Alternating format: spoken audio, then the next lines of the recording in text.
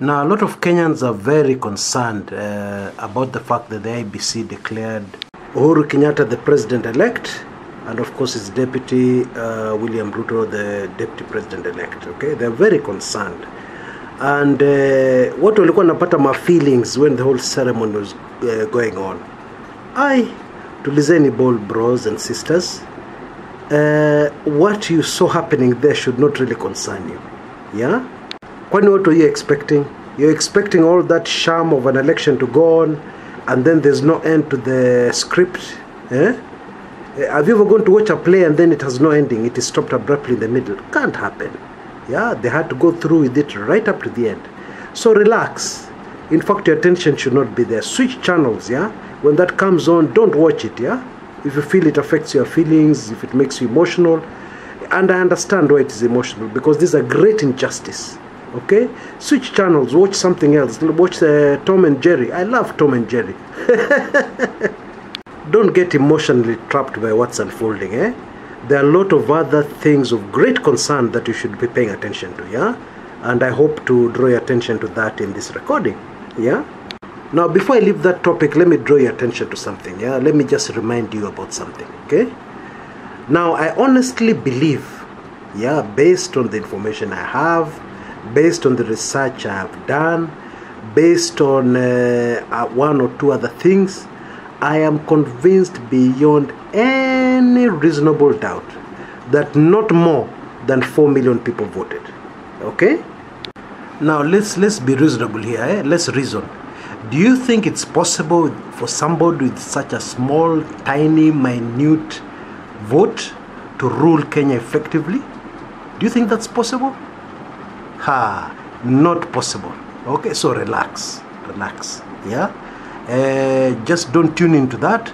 Don't focus on the road. Don't get your attention diverted in the wrong places. Okay, and if anything, we have a word from the authority of all authorities. Yeah, you remember our verse? I shall overturn, I shall overturn, I shall overturn. Yeah, remember? Yeah. So relax. And let's look at more serious issues, much more serious issues that are unfolding in our country. Now, I trust that you all took in the recording I did on a very interesting article done in the East African by a political analyst I love. Yeah, I've never read any of the work before, but I just like the way they analyzed everything. Okay, they used a lot of walitumia kizungu nyingi, but they got the point across. Okay, what we have now in Kenya is a very serious political crisis, and guess who is in the thick of that crisis, and guess who is in the biggest problems? Yep, the person you saw being announced as a president-elect. There are very huge problems. Yeah, don't get fooled by PR exercises, don't get fooled by choreographed events. Yeah, they have huge problems. Even if it was you in his shoes, you would have a lot of, you can smile, you come before the public and you say things, yeah, because politicians, that's the way they are, yeah, anywhere in the world. But the truth of the matter is that there's a serious, this administration has a very serious problem.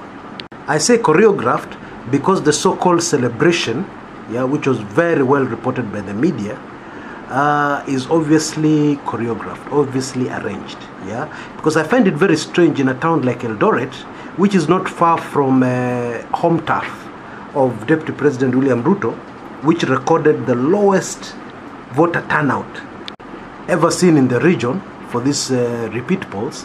Yeah, so few people went to the polls, and then these few people suddenly become many people celebrate in Eldoret town. Come on. Kwenda wambie ndege hiyo. Gosh, I've taken so much time in something that is not as important as what we have to discuss in this recording. Polly, let's move quickly on to really the real issues here. Now, from here onwards, it's going to be very confusing.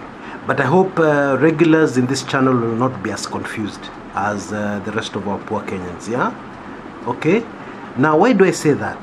I say that because this government has already put in place a plan, yeah, to ensure that they remain in control, total control, yeah, and to ensure that they remain in power at all costs. Just the way the government made sure that the 26th repeat elections are going to happen, whatever you try to do, yeah, even the Supreme Court could not get a quorum, yes, strangely enough, yes, they will do everything possible in their power to ensure that they remain in control, total control, and they remain in power. So understand that for starters. Now you're going to be hearing a lot about violence in various places, very violent things happening in Kenya over the next few weeks and months, okay? Unfortunately so, okay? It's just a phase the country has to pass through, okay? And I pray that none of you guys will be caught up in it, but do everything in your power to avoid it, yeah? And because I've already told you about it, I'm sure you're going to be careful, you're going to be better prepared, okay? Now, a lot of this violence, of course, is being blamed on NASA, and of course, I have no illusions. NASA are not angels, yes. A few politicians there could try and get involved in violence. They could try to use violent means. I mean, I can't vouch for them, yeah. Politicians are politicians, and they're all the same according to me. However, I want you to note something very important, okay? The people who have a lot to benefit from violence right now are the government, okay? I just want you to take careful note of that fact. Now I refer you back to Wachira Maina's piece in the East African, which we have covered in 3 whole recordings, yeah, in this channel, yeah. Go back and listen to him very carefully what he says, and how he says violence, you know, one of the options of the government is to use violence to retain control.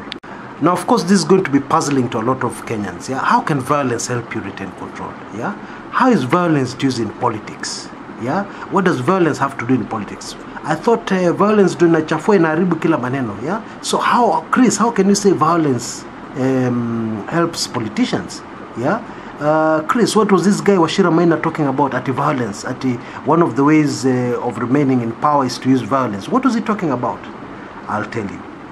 Now, many politicians in our current political class are students of Professor Daniel Arap Moi, Professor Asiasa, yeah? And they're good students of him, yes? Now, you remember during Moi's time, or maybe you don't remember, you're too young. I'll tell you, during Moi's reign, there always used to be clashes, tribal clashes, just around when the elections came in, okay? We had very serious tribal clashes in 1991, just before the 1992 elections. We had very serious tribal clashes in 1996, just before the 1997 elections, and so on and so forth, okay? Of course, I'm talking at the time when we started having presidential elections, yeah? Because before that, we never used to elect our president, okay? Before the return of multi-party in 1991, okay? So there was always violence, and this, of course, had, was carefully planned, yeah, by the Moi regime, and of course, it had an objective, okay? So let us understand Moi's objective, then we'll understand objectives at that time, then we'll clearly understand why it's needed now and why it's being used now, okay? Now, the first thing that happens when you introduce violence during the Moi days is that your opponent's voters are forced to relocate from the place where they need to be to vote. Yeah, that's simple logic, yeah? So what used to happen is that where there was any possible opposition to Moi, yeah, especially a large block of voters, yes, they would be forced to relocate, and they've already registered as voters in that place. Or even if they've not registered as voters in that place, the intention is to vote as a block in that particular place. And remember, they have land, some of them have been brought up in that area, and so on and so forth. Yeah, so you just completely unsettle them. And that's why we had a lot of problems with a lot of actually Kikuyus were being killed during the Moi days, yes, in the Rift Valley, yeah.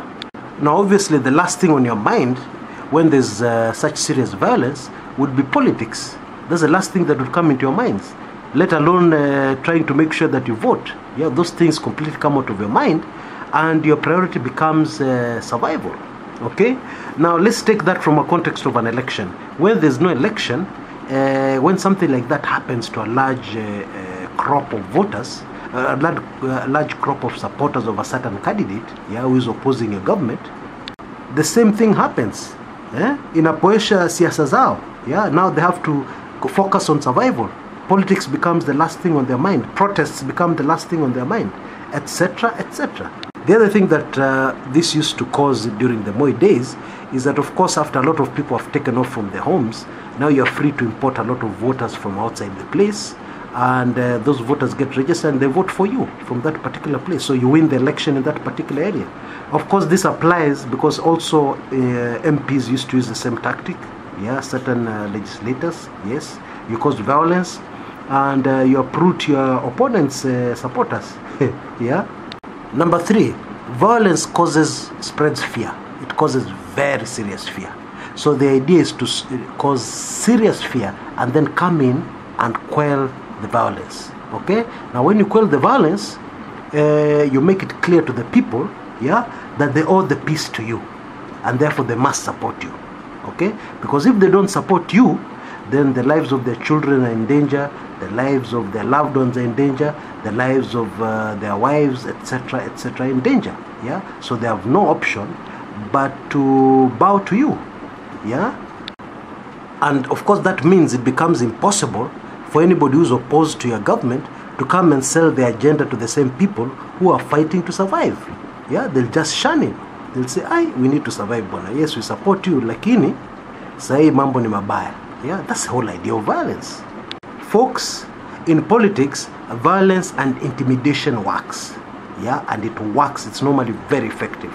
Yeah, if it wasn't effective and if it didn't work, politicians wouldn't use it. Pure and simple. Yeah, because politicians only do things that work for them, of course. Yeah. Now, I'm well aware of the fact that when you're seated in that comfortable apartment somewhere in Europe or somewhere in the Gulf, yeah, it might be very difficult for you to understand what it means to be in constant fear for your life, yeah, and in constant fear for the safety of your loved ones, your children, your family, and so on. Yeah, it is a terrifying experience. It's an experience which is difficult to describe, yeah, and even the bravest of the brave, yeah, atatuliza boli. Yeah, they will not try and rise up and start politicking here and there. Yeah, and the last thing on their mind would be to listen to any agenda, yeah, that will touch on the person who holds their peace in their hands, who holds their fate in their hands, etc., etc. And that's really what the violence is all about. Of course, I don't know if you're aware, but there have been a lot of I've been receiving reports from all over the place, Narok, Kibera, Nyanza still, yeah, of serious violence taking place, okay? And Kangware, of course, yeah? And in the days to come, of course, you'll hear all kinds of stories being spun, or the opposition is involved in this, or NAS is involved. And it's even possible that these stories being spun could be used as an excuse to clamp down on the opposition. Yes, I've had that rumor persistently. I've had that information passed on to me persistently. Now, I'm not sure if that will happen. Yeah, but what I need to tell you now is that when you hear those stories, you will be less confused, because it is very simple logic. Yeah, you just ask yourself, what do the opposition have to gain by creating violence in such and such a place? Yeah, you just ask yourself that question. And then number 2, you ask yourself, what does the government have to gain by creating violence in such and such a place? Yeah, simple. And when you get your answer, you become less confused. Okay, that's really what it is. Well, until next time, this is Kshs Kumekucha.